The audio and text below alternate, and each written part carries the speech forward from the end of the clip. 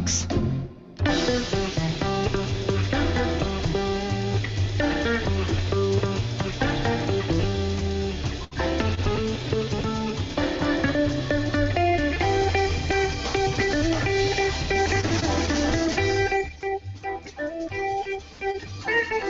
GeoGearHeads.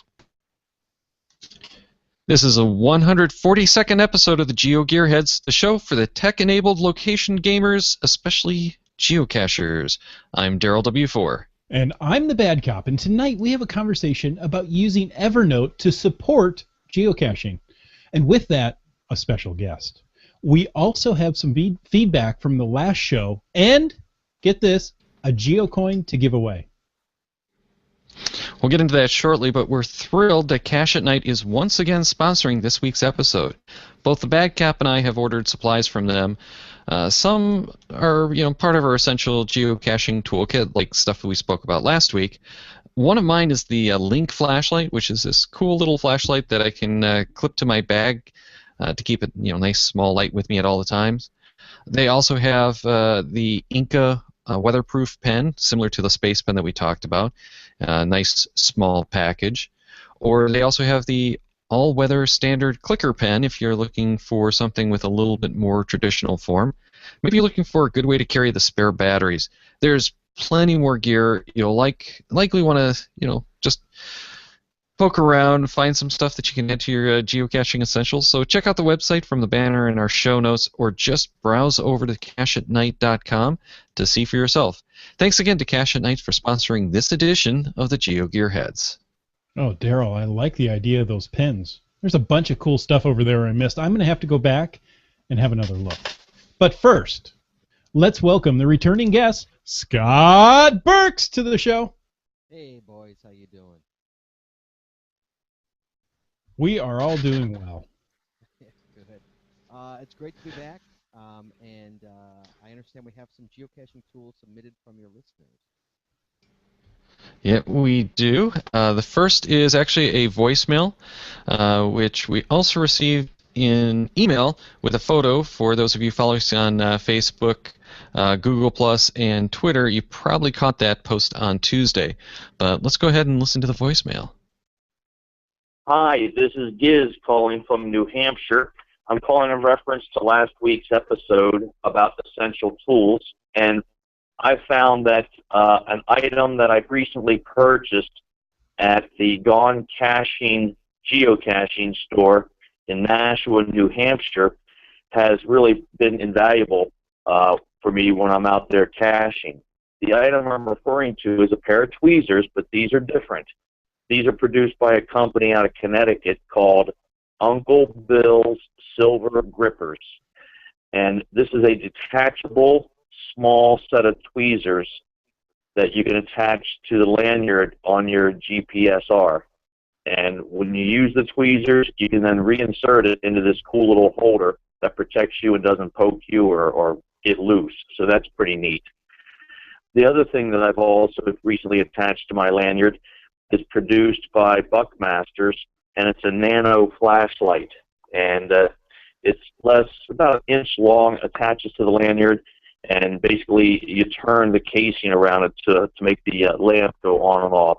So those two particular things, Uncle Bill's Silver Grippers, tweezers, and the Buckmasters nano LED light, they have been a very helpful addition, and I appreciate the fact that they're so portable and small. Thank you. Well, thank you for sending that in. I just talked a little bit earlier about I like having that little flashlight I can clip on and carry around. It's not something I want to use, permanently, but it's something that I always like carrying around. And the sliver grippers that he mentioned, that looks like a nice little tool. Definitely a lot more durable and robust than what I've got in the Swiss Army knife. However, I think I'm going to probably stick with the Swiss Army knife because I don't especially want to get poked by those sliver pokers, even with their poking protection. Wow, you went off the rails on that one. Yes. Well, I was trying to encourage Scott. I'm sorry, I'm having an issue with my sound here. I'm trying to fix it while Oh yes, yes you are. Yeah, so Scott is going to be poking around with the sound a little bit there. Can you hear me? Uh, Can you hear me at all, by the way? we can hear you. You're just really, really quiet, What is going on? which some say might be the best way to listen to Scott Burks. Right. There is an advantage to hearing Scott Burks, or almost not hearing Scott Burks. I have no idea why my sound stopped working. I can't hear it. It's not even picking my sound recording here is not even picking it up, which is really interesting. Oh, yeah, that doesn't sound very Are you good. running it through a recording device by chance? I am running it through a recording device. Yes. Let's see here. Oh wait, what? That just got better. There you go. Yep, there you go. How about now? Better? Much better. Perfect. There we go. That was really weird. All right. All right, so welcome to the. banged it and it started working. Literally. Uh-oh. Thanks, Fonzie. Hello. Hello. Hello? I'm totally Fonzie right now. That's really weird. All right, sorry, I'm back. All right, I'm good No now. problem. We got a little bit of inside podcasting there.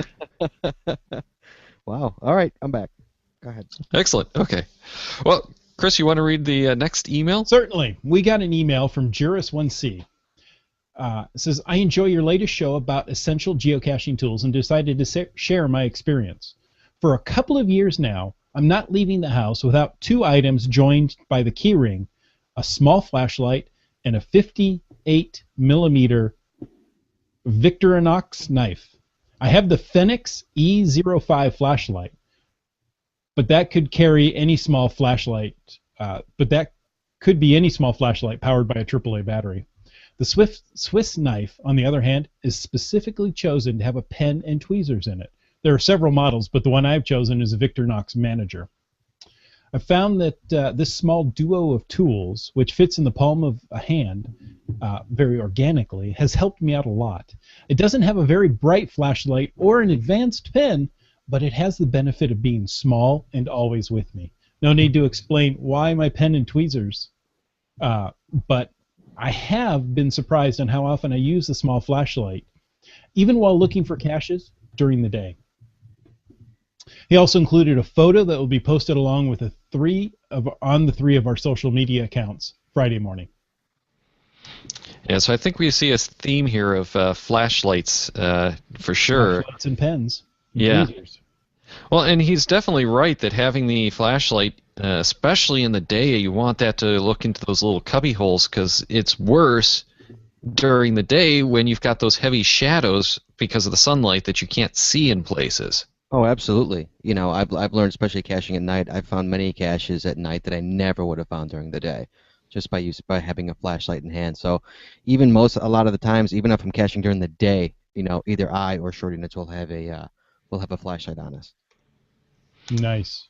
A small pocket flashlight, or are you taking like the 4D mag light? No, just I have a flashlight I've used for years, and it fits right in my pocket, so it just Perfect. or goes in the bag, But like I say, it's an invaluable tool that you can use even during the day. Excellent. Well, we'll have that posted to the social media accounts, so if anyone wants to check out those photos, they can check it out on Twitter, Facebook, and Google+. And, of course, we'll have the links to those items in our show notes for this week's show. Now, last week we asked the color of the Jeeps for the Jeep 4x4 2007 Geocaching Challenge, the last of the Jeep trackable contests, but not by any stretch the last of that type of partnership between geocaching.com and brands. Of course, we're enjoying the photos from the current Michelin Quest trackables, but Scott, what was the color? The color was red, but more specifically, it was Red Rock Crystal Pearl. Well, we received That's more. my favorite color. Well, that's one of those marketing, car marketing speak colors. It just kind of screams that, doesn't it? But we received more than 20 right answers, and we only needed the color red, not that big, long. Oh, you didn't go for marketing Red version. Rock Crystal Pearl? I would have. Okay, the question, Daryl, did anyone answer Red Rock Crystal Pearl? I want to say we had about 8 to 10 people that answered with the full name. Those are the only ones that should be in the contest, right? I noticed two. Maybe it was the only ones. first ones I noticed. I was like, wow, that's pretty specific. Yeah.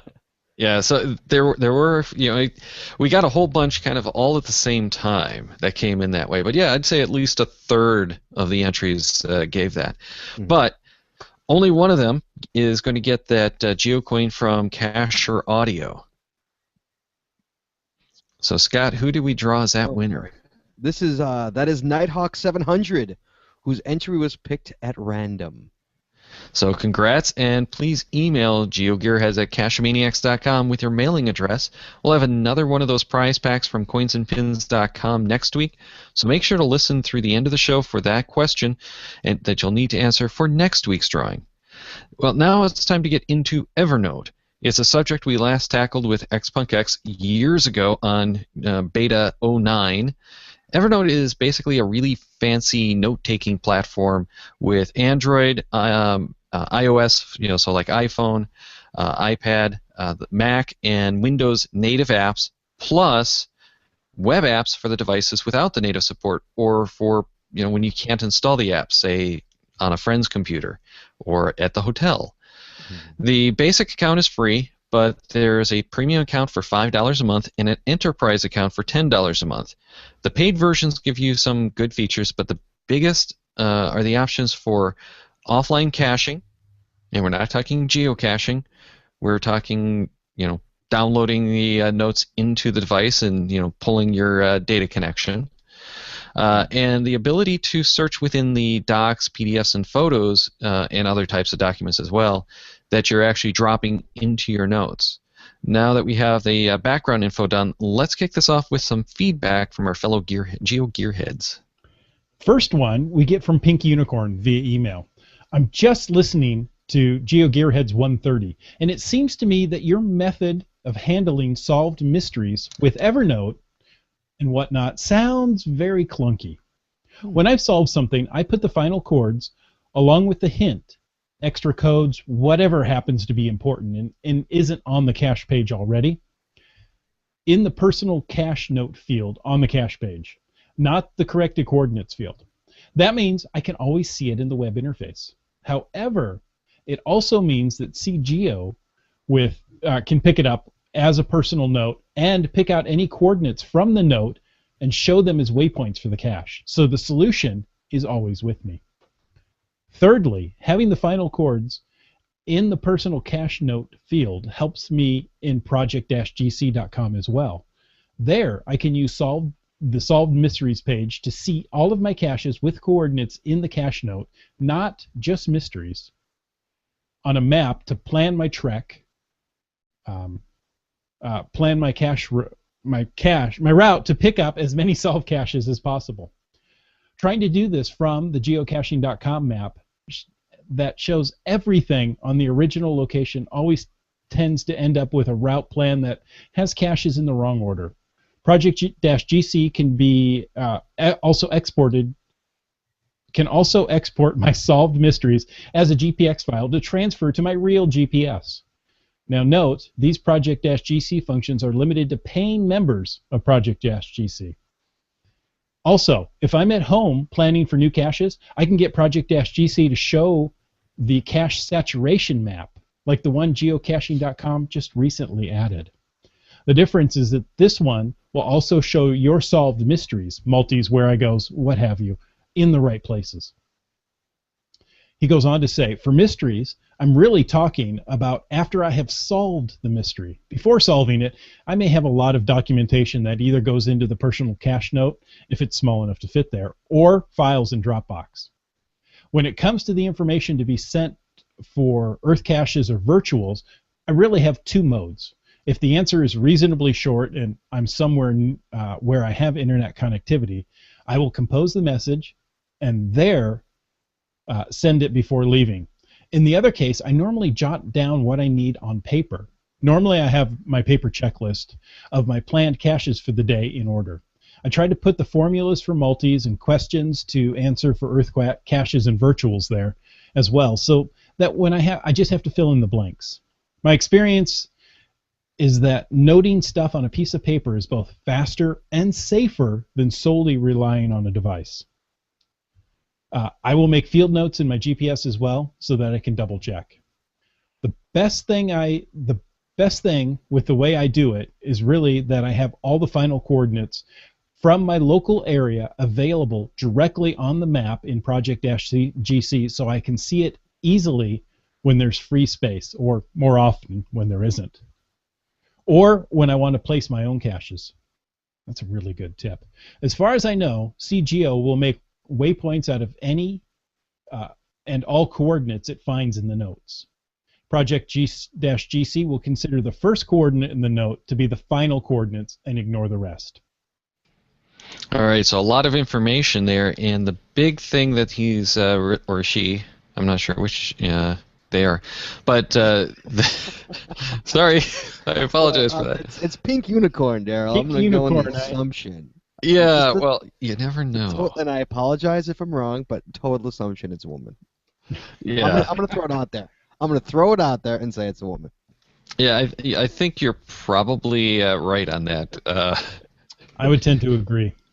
But in any case, the primary thing there that they're sharing with us is that notes functionality in the personal notes. And one of the issues with doing that is you definitely need to use some other tool. You can't do it just through geocaching.com because geocaching.com doesn't look at that. Actually, I went to the profile for Pink Unicorn. Guess what? It's a guy. It is out of Sweden.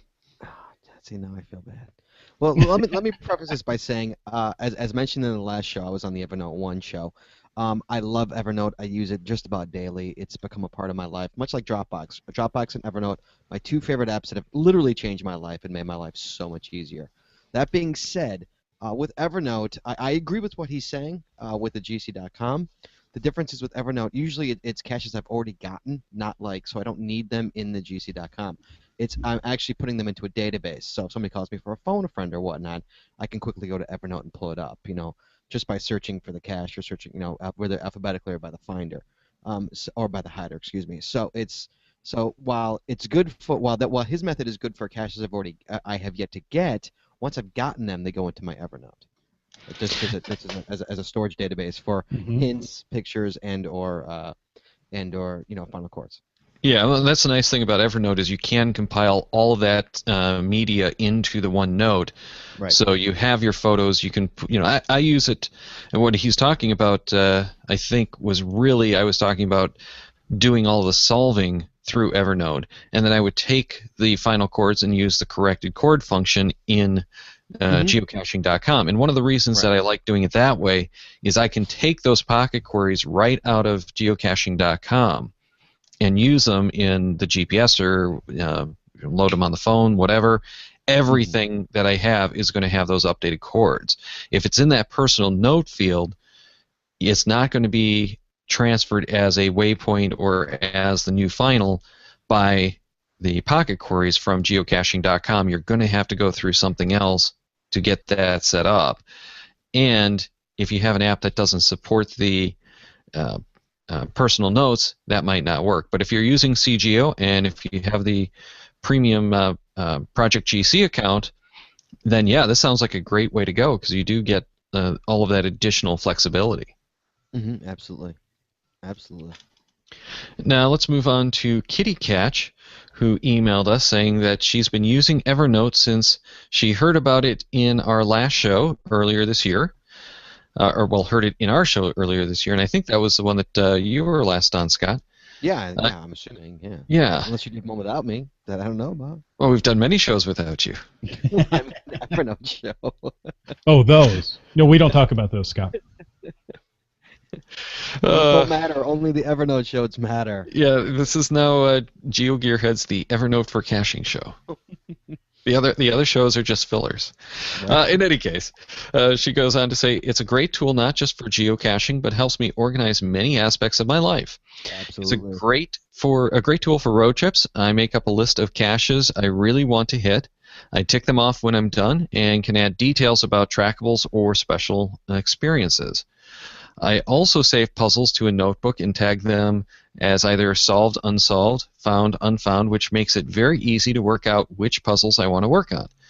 I also save earth caches, multis, and any other tricksy caches so I can access the details on my iPad, which makes them much easier to read at the cache, and I can access the photos and etc. I used to take lists of cache pages with me on road trips. Evernote gives me the paperless caching with lots of detail. Absolutely, and I as well. I use Evernote in my personal and professional life, aside from just geocaching. It really has become a part of my life. That, along with that, and Dropbox, two apps that I use daily. Always. Well, and what you can do is create that notebook for each different task if you want to do it that way. So you'll have like one for your work functions, you'll have one for your geocaching functions. I've seen people who will create different notebooks for like the virtuals and earth caches so that they have some place that's just for their information collection and logs. They'll have another one just for their puzzles and another one just for their hides that they're working on. Yeah. So they'll create the notebooks instead of just tagging. My preference is to tag them because that way I can just go into the one notebook and search in the one notebook for anything that has, these different attributes. Mm-hmm. And I love the fact that you can actually put search functions in there. Like I can search by hider as well. Mm-hmm. Well, we have another email here. Chris, do you want to grab this one as well? Sure. This is also from Juris1C. GeoGearhead shows have recently been related to issues I find very interesting. So is using Evernote planned for the upcoming show. In fact, it's this show right here. Here's how I use Evernote for geocaching and other geo-related activities. I have a separate notebook for all geo-related notes, geocaches, tips, references, etc. Some notes I group by adding a prefix, for example, GC, and then the note title, for all things related to specific existing caches, solved, multi-values, what have you. New in the note title, ideas for placing new caches, and that contain related links, text, and pics. And TO, with the note title, a collection of places I want to go to visit, not limited to geocaches. Goes on, other notes are reference I might need or tips I have gathered, some from listening to GeoGearhead podcasts. And everybody should be listening to GeoGearhead podcasts right now, even if you're in line in front of one of those fruity stores waiting for this new phone. I also keep a record of the. I also keep a record. That comes out tomorrow, doesn't it? Yes, it does. If you're not in line, you're not saving the space. You're not going to get one, Scott. Hey, no. But in Australia, it's already out. I can't get one till June. My contact won't let me get one till June. So. Hey, you can get one now. You just have to pay an extra $350. Exactly. You can do it. June will be here before you know it. Don't worry. Sorry, continue. I apologize. So Juris1C goes on. I also keep a record of the most memorable geocaches found with a screenshot of smileys for trails or GPS tracks for long multi-caches. Here's a record attached in a PDF for finding a series of mystery caches along the border of Latvia. It took me more than a year to complete, and I want to keep a memory of this achievement closer to me than in geocaching.com. On the other hand, I don't use Evernote much while on the road or in collaboration with other people. Yeah, we did attach the PDF to tweet, posts, that kind of stuff a little earlier this week. So if you wanted to take a look at that, you could see that. It was an interesting way to collect the information as kind of like a scrapbook, and also to get some progress. So that was kind of cool. Well, what's nice as well is that, I use it for my own puzzle caches. I put, whether it's a picture of it or how to solve it if it's if it's one of my old ones, just so I don't forget how to solve it, or whether it's how I worked it out or whatnot. I keep all of my puzzle caches or multis also are in my Evernote with pictures and how to solve it and whatnot. So you can use it that way as well for your own caches, which is really nice. Yeah, and I do really want to talk about that, but we did get a question in from Wet Coaster via the live Q&A, or actually it's more of a comment than a question. The first use I had for Evernote, geocaching-wise, was to keep lists of notes for some local cache series where cache 1 gives you A, cache 2 gives you B, find for the first 9 caches, and now you have the coordinates for the final in the series. So yeah, that's I think the way a lot of us got into using Evernote for caching is to collect those little bits of information across multiple caches, use it to collect the stuff for the virtual caches, and that's really where I got into it, especially when I was out of data range on the cell phone. I would collect all of the information about the virtual caches we were targeting that day, what we needed, create the Evernotes from the computer, sync it to the phone, keep it on the phone, because I had the premium account, which lets you store them on the phone. I'd fill in the information, and then I'd send the email right from Evernote, so the cache owner would have the email waiting as soon as I got the data connection back, and it really made it much more robust when we were out trying to get all of the virtual caches before they disappeared, which fortunately Groundspeak hasn't archived all those caches yet. But Not yet. Give them a chance. Not yet. yeah, I'm still waiting, and they are disappearing at an alarming rate. Yeah, sadly. Yeah. But yes, I mean, and one more thing about that is when you do own the premium, it will sync across computers and to your iPad or to your iPhone or to your Android. And it's really, I mean, a premium is the way to go. I mean, it really makes it easy for it to happen. Yeah, the premium isn't necessary. You can sync across the multiple devices. You just can't go offline. So if you don't have a data connection, then you're kind of up the creek. However, that doesn't mean you can't create new notes to be synced when you get back on That's a true. data connection. So don't think of it as you can't use it at all. It's just, unfortunately, you have to create a new note. So if you don't have the premium and you go out and do something, you can create a new note with more stuff and just merge the notes together when you do have a data connection. But for many of us, Scott and I especially, because we use it for our work life, and Chris, I think you used to use it for work, but you kind of drifted away. That kind of fell out of favor at work. So I Yeah. still use it, but not on a work basis anymore. Well, and I have to say that with their new design, especially on the mobile apps, I don't use Evernote nearly as much as I used to, because it's now more difficult to use Evernote, and we actually did get a voicemail kind of in regards to that. Hi, GeoGearHeads. This is Jersey Eric. I use Evernote for many different things, including caching. My question is, I use the free Android version of Evernote a lot, and I like to organize my notes into notebooks, but when I open the Evernote app, the default view is to list all notes, and I really would prefer that it lists notebooks by default. Am I missing a setting, or is that just not available? All right, Jersey Eric, you're not missing a setting, not that I could find, not any reference to anywhere. And I did poke around again just to make sure.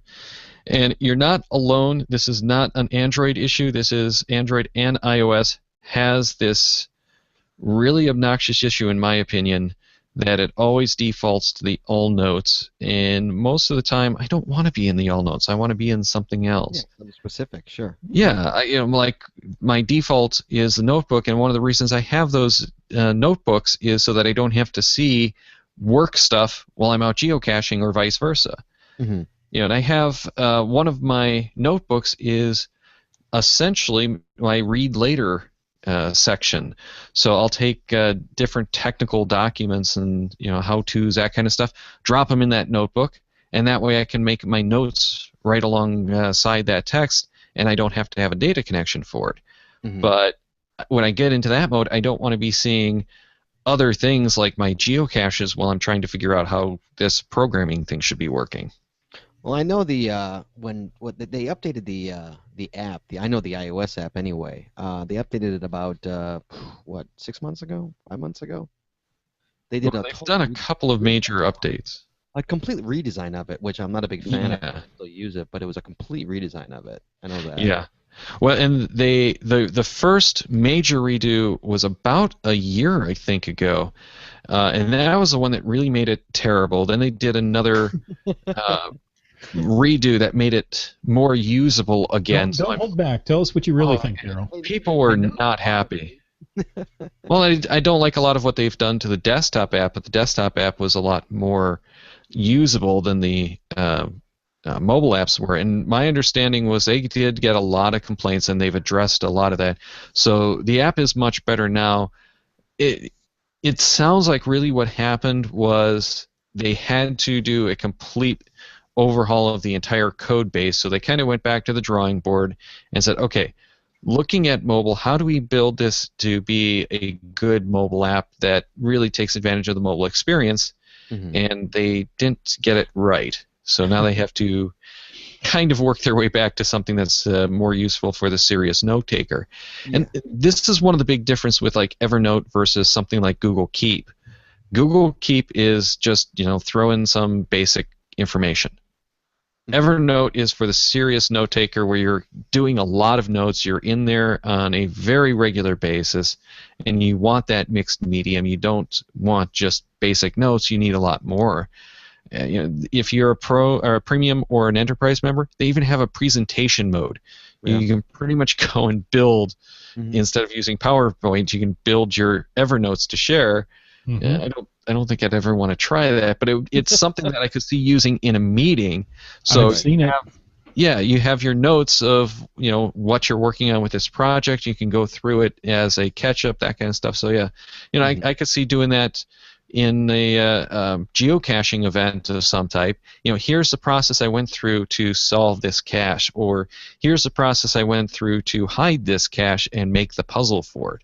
Right. So you And can keep all that kind of stuff and just give it a nice presentation. And if memory serves, the premium, which is only, I think it's $5 a month. I think it's like $40 a year. I think I pay it once a year. Yeah, I think that's what I do is the annual, and But it's about that. I've always been a member. I've never not been a premium, so I'm not positive about this. But if you're not a premium, will it actually sync from mobile to computer and vice versa? Well, it's not really a sync, but it does store all of that data in the cloud. Mm-hmm. So it's And not does it stored. work even if you're not a premium? What's the difference between a premium and a regular? Well, the premium In this is case, the downloadable. premium. Exactly. It's whether it's going to download it and store it on your device, or whether it just stays in the cloud. Oh, it stays in the cloud. Okay. Yeah, and that did change way back when. You needed the premium to store it in the cloud, and otherwise it was just stuck on your desktop or Yeah, whatever. Because I've been a member for about 4 years. I think I've had it since about 2010. So I think that's what I it can't was even back in the recall day. when I started, Yeah. but yeah, way back then, way back when they started, it was really just an app on the desktop, and then they came out with the cloud service, Right. and then they've expanded into the mobile apps and into the web stuff. Mhm. So yeah, you don't need to be premium to have that cloud sync, and that's really, to me, what makes this so much more appealing than using something like a Notes app on your phone or on the desktop, is that you can get it anywhere and everywhere. And if you are a premium member, you can even share those, which we haven't really gotten into yet. But I have a couple of notebooks that I share so that other cachers can get in and hit the notes that we do as group caches and that kind of thing. Mhm. Kathleen in the Q&A also made another comment. I find Evernote great for collecting info for challenge caches too. Information for these can come from lots of different places, and Evernote gives me a place to keep it all together. Sure. Absolutely. Yes. Well, and one of the things that I really like doing with those challenge caches in Evernote, I'll go and build my entire log in Evernote. So I can just copy and paste, complete with the links to all of the caches that I've done. Right. That Smart. make that qualify, and I do use the BB code so that I link to that cache, in case someone wants to go and look it up. I just like using links because I'm a geek. Or sorry, No, you're sorry, not. Scott. I'm kind of a nerd. No, you're adorable.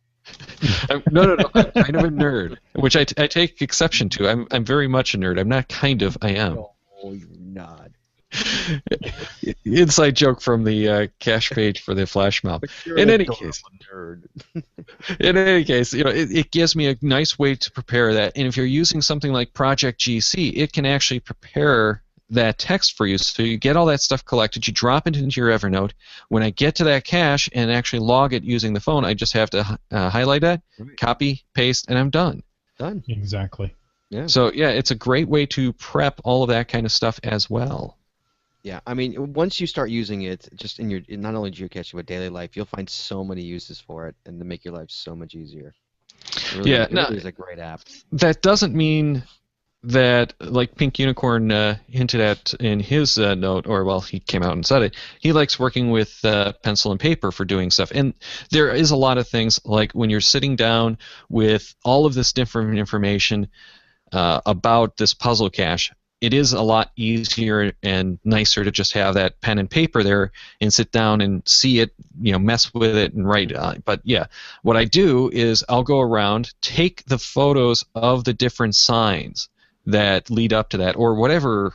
Maybe it's not a sign, maybe it's count the number of columns. So I'll take a photo on the phone, drop that in, and more times than I care to share, we have to go back to that photo and look something up because we miscounted, we made some kind of mistake. So then it's all right there. So yeah, I'll still have the piece of paper with me that has, we counted 3 signs. We counted 4 letters, and we'll go and do the math, and it's not coming out right. So okay, rather than have to walk back that quarter mile to this sign and another half mile to the post if that was wrong, then it's all in that one spot that I can just look it up quickly and easily.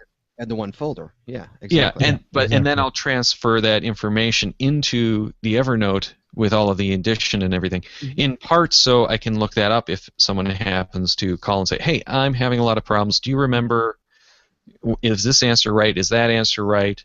So it makes it really nice. And there are people who like keeping notebooks on every cache they find, including like photos. And this would be a good way to do that because you can keep it all together. You have one note. You have your founds notebook or finds notebook, whatever you want to call it. And each note would be all of your notes about that cache, including the photo of the final location. Right. Yeah, and that's one of the great things about Evernote as well is that like you can work in something else. You can work in Microsoft Word and do all your stuff that you want to do for that cache, and then put that Microsoft Word file into the Evernote, into that Evernote folder. Absolutely, So and store actually, everything you've worked on for that cache or anything else, and store it on Evernote. Actually, that kind of ties into what Kathleen was just punching into the live Q&A. She says that she got a LiveScribe Wi-Fi pen about 2 weeks ago, but hasn't really used it yet. Do you guys have one, and do you use it for geocaching? Well, I don't have the Wi-Fi pen. I had one of the early versions, the original LiveScribe. Of course you did. Well, and this was even before I was really using Evernote too much. And we would take that out to do the puzzle caches and the challenge caches and stuff like that. And it gave us that backup. And I found it really wasn't worth messing with the pen, especially once I found Evernote and started using it. That was so much better. But the thing I liked about the LiveScribe pen, especially back at that point, aside from just being able to back it up because it was the LiveScribe pen, but having that pen and paper so you could make all your doodles. You're not limited to just keyboard inputs. Right. But there's a lot of people that, that bridge from paper and pencil to digital is really hard to overcome. And the LiveScribe pen will do that for you. Absolutely. And the Wi-Fi is much more usable than what I had, which you had to go back to the computer. You had to sync it. Right. The Wi-Fi connects right to your device. So that is a great tool, I think, for people who want to be doing that live pen and paper, and it is supposed to connect with Evernote. I haven't had a chance to look into that and see if it actually connects on the phone or if it has to connect some other way, but I could see that being really handy if you could just do what we were talking about, collect all your information in Evernote, then sit down with your pen and paper, your LiveScribe Wi-Fi at this point, and just copy that information right into that note so you don't even have to transpose and do all of that stuff. You just put it right in. Again, we don't know that it actually does that, but I could see that would be really, really cool if it does. In theory, right? Yeah, well, we know that it connects. LiveScribe 2 will. Just wait. Well, LiveScribe Wi-Fi too. Well, yeah, we know that it does connect with Evernote, but I don't know if it allows you to connect to an existing note or if you have to go to create a new one. to a new note when it's uploaded. But for that matter, Evernote does support scanning pages using your phone, and they even have their own Moleskine notebooks that, I like having that pen and paper.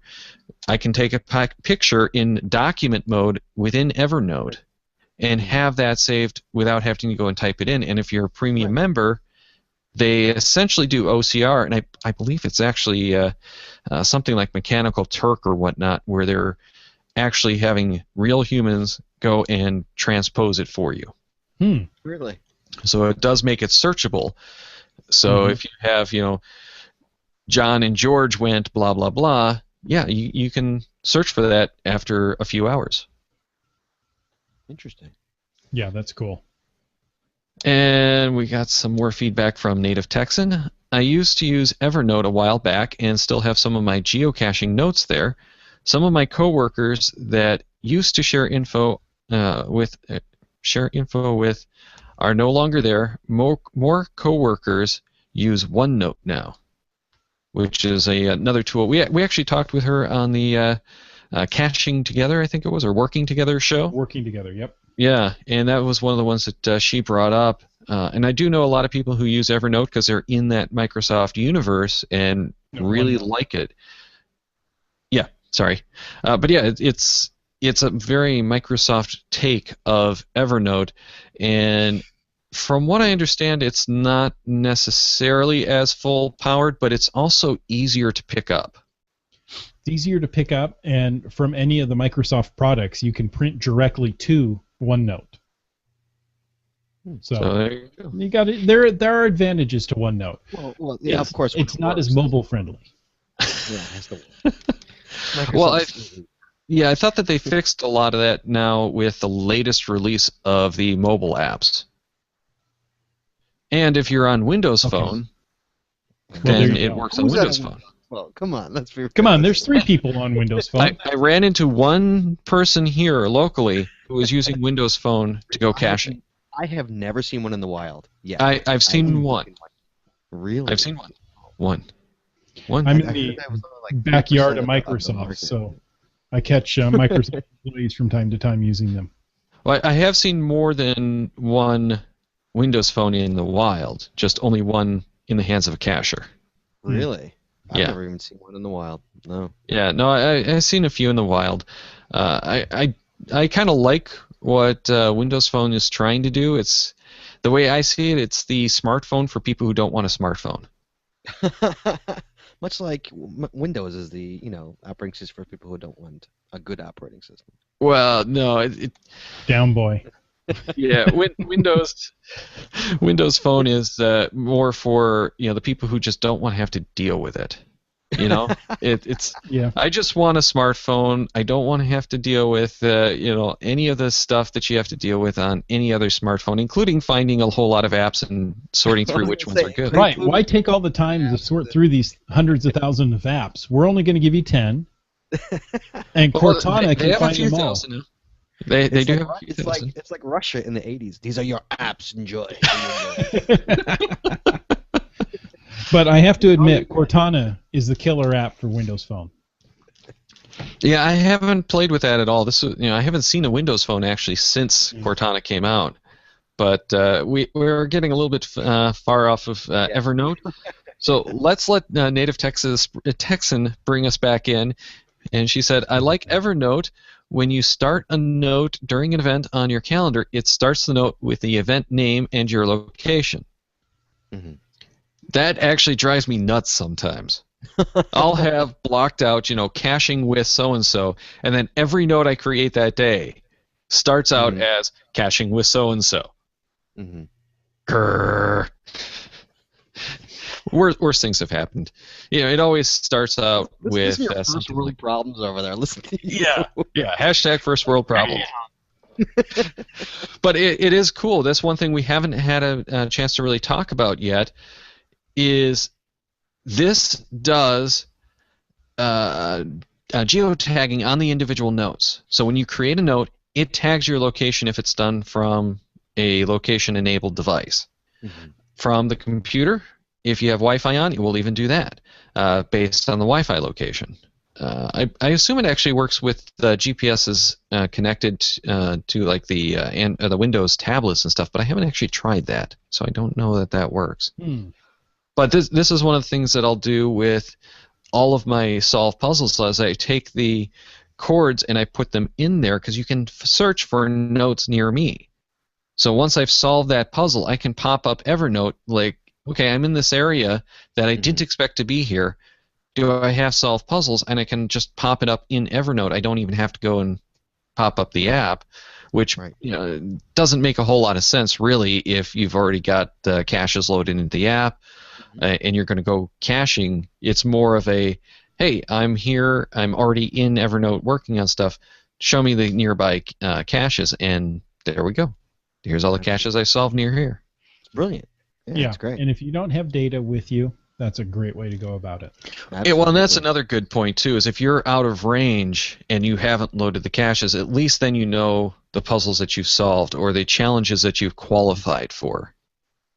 Well, and actually, one of the really good uses for that has been, I'm at an event, someone asked me, there's a puzzle cache over here that I couldn't figure out.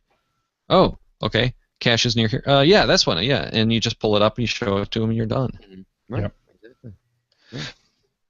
Well, I don't believe we've been talking for 46 minutes. Of course we have. Yeah. Well, you know what? I do want to hit on the hiding your own caches, but Chris, you were just going to say something, and I don't want to. Well, no, I was going to segue out of this, but go ahead. Oh, okay. I do want to talk about that hiding your own caches stuff, because I think this is one of those undervalued areas. Every cache that I hide now has an Evernote note. Even before it's actually hidden, I start with the Evernote note on that individual cache. Of course you do. Well, in the case of the latest puzzle caches, it's going through and building out, the latest ones that I did were quotes from Doctor Who. So I went through, picked out all those quotes, built this big long chart with all the quotes that I had, so I had multiple numbers, because it was, match the quote to the number. I had those multiple numbers. In case I had to make a change, a correction, whatever, move the cache, I could do that because I had all those quotes picked out, and I kept those in there. But what I do on all of the caches is drop the actual text from the cache page in there, the actual code, so if something happens and I muck it up, I can always copy and paste, put it back in. But more importantly to me is I go and take pictures of the actual container and where it is. So in some cases I'll take 3 or 4 pictures. Other times it's just, it's one picture. So I know, okay, it's in this tree in this position. So when you go back in a year and can't find it, you have something to go back and give you a little bit of reference.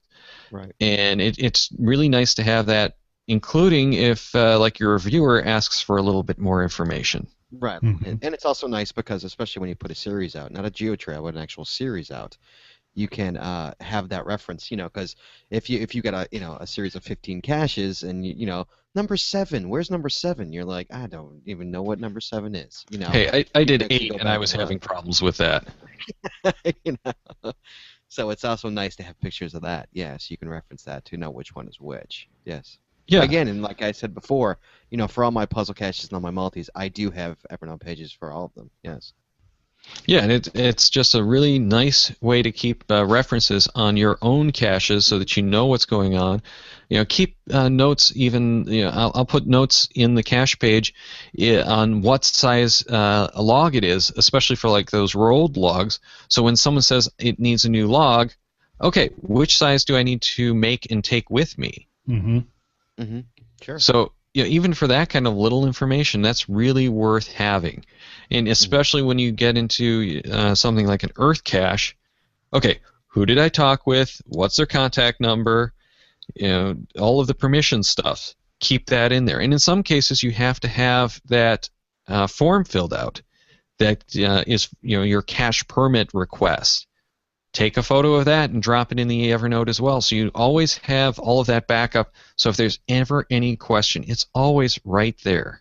I mean, I use it for work, not only geocaching, but work. I mean, I use so much for work.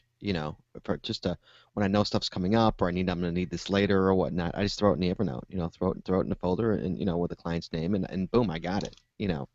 It's a very invaluable tool to have, and for geocachers especially, for $40 a year for the premium, and that's it's such a great tool. If you use it, if you learn to make it a part of your geocaching indoor life, it's such an invaluable tool to have, and for relatively cheap. I mean, $40 a year is that's $5 a month. It's nothing.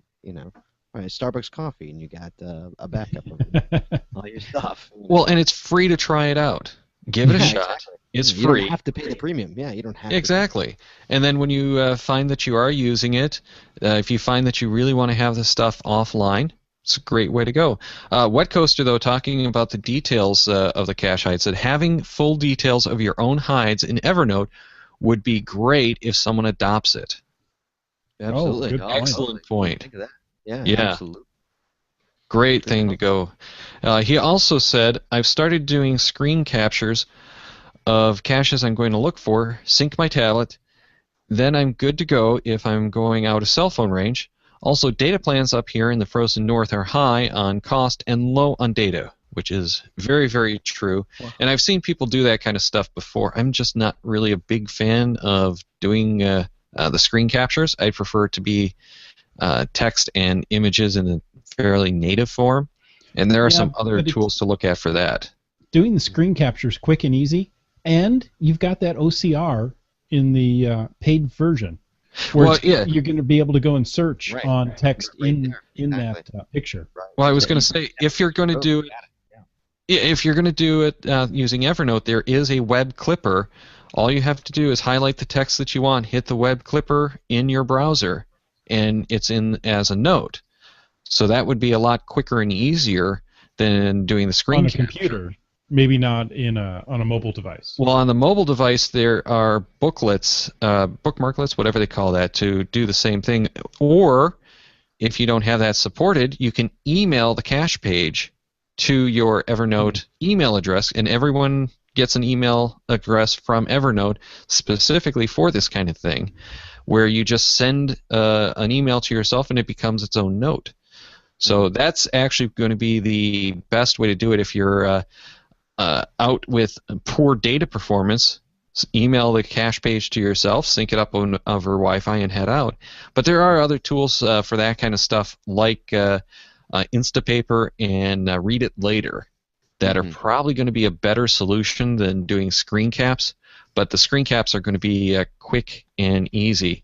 Wet Coaster says he does use the web clipper, so he's probably actually talking about using not the screen cache, but the web clipping of the page rather than an image, which is what I was assuming he meant when he said screen caps.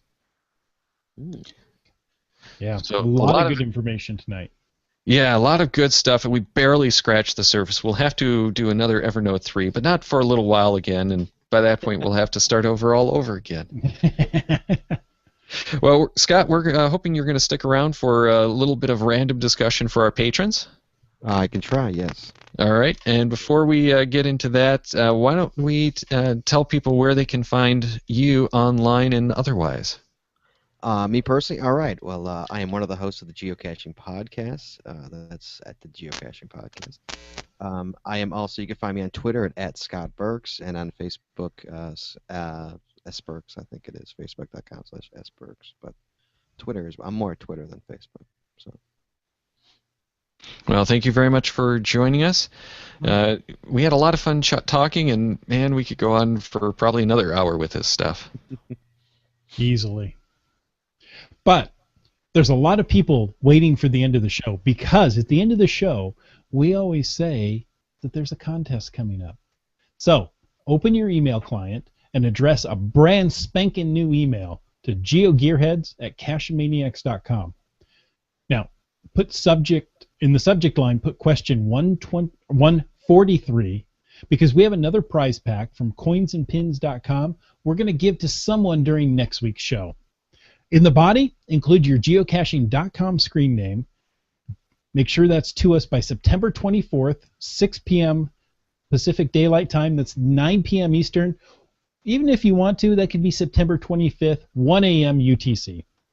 All we want from you this week is to know whether you move trackables between caches. Not geocacher to geocacher or events, but between caches. So make sure to include whether you're moving trackables in the body of your email with your geocaching.com screen name and title it Question 143. Send that to geogearheads@cachemaniacs.com by September 24th, and you might get your pick of prizes from coinsandpins.com. Scott, I don't hear any typing. You should be typing an email right now. This is actually one that I don't have to. I know the answer to. So Yeah, exactly. Usually I don't know the answer to them. I'm like, I'm too lazy to look it up. So. I just don't. I don't enter. But sometimes the truth hurts. Yeah. Hey, I'm at work and I'm listening to these and I'm like, I don't even know. I don't know. Well, sometimes we like to make it easy, and this way we get that extra information, because next week this is all going to be coming out in our Travelers 2 episode, which is episode 143, and we're recording that live September 25th at 9:10 p.m. Eastern, 6:10 p.m. Pacific, so you can watch us live. But if you have any comments or questions, drop us an email at geogearheads@cachemaniacs.com, or better yet, call it into our voicemail line at 206-350-3647 with any of your comments on Travelers, because we're going to have to bear back for that one. Then the following week is going to be GSAC 1. Then on October 9th is GeoGearHeads 145, Randomize 27. Gotta like that. That's a lot of fun. And then we have appropriate cache placements coming up in October 16th. October 23rd, we're going to have our good friend Whitney back to talk about 3D printing again. So that's the next 5 weeks, or actually, 5 weeks of GeoGearheads shows. And you can always check the status of that on geogearheads.com/upcoming. And by all means, please send us your feedback, your questions, your comments, all of that kind of stuff. If nothing else, we got that randomized show coming up where we can tackle all those tiny little cool questions. Exactly.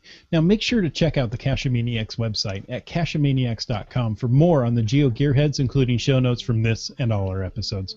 We love hearing from our listeners, so leave us feedback by calling 206-350-3647, by emailing geogearheads@cachemaniacs.com, or through the many channels of social media. Your support helps keep the Cachemaniac shows coming. Please consider becoming a patron or making a PayPal donation through the link on our website to support the Cachemaniac shows. Thank you, Cache at Night, for your financial support of this episode. GeoGearHeads is produced by Chris Umfenauer and Daryl Wattenberg. This show's copyright 2014 by Daryl Wattenberg. All rights reserved.